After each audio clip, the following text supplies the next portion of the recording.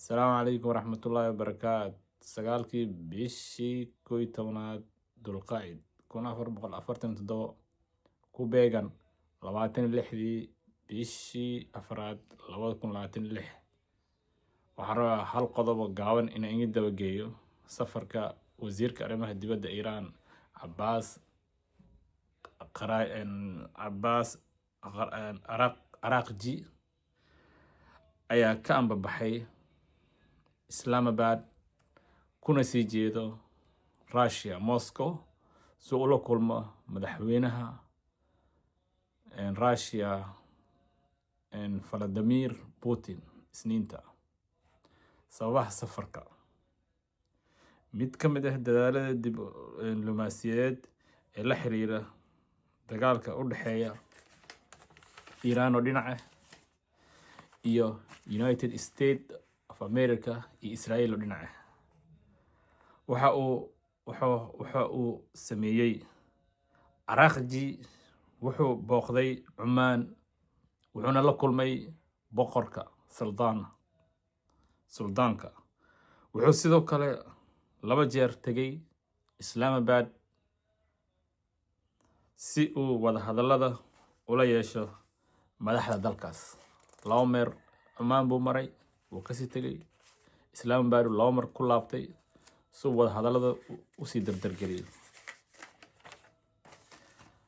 doorka Pakistan waxay dhexdhexaadinaysaa dhexdhexaadin ka wada Iiraan iyo Mareykanka si loo joojiyo dagaalka.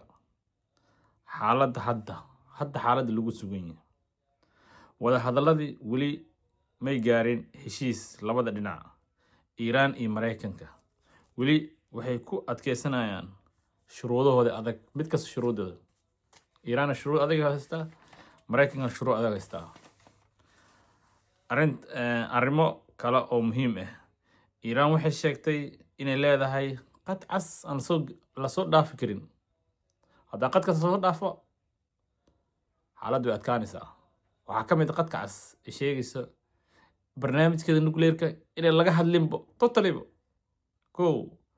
State Hormuz ayadana laga hadlin. 2 marinka waxaa maro ku dhowaad 20% saliidda adduunka. marka qodobadaasay wadataa. Mareykanka wuxuu leeyahay asana nuclearka waa inay joojiso barnaamijka nuclearka ee bacriminaysa. waa inay gantaalada dheerka ridada dheer ee ayadana xakamayso ama yareyso. gantaaladaasna nin xaniyiis ma laga hadlabe ma la gorgortame gacmaha iska xir aan ku dilo kale waaye micnaheeda kale.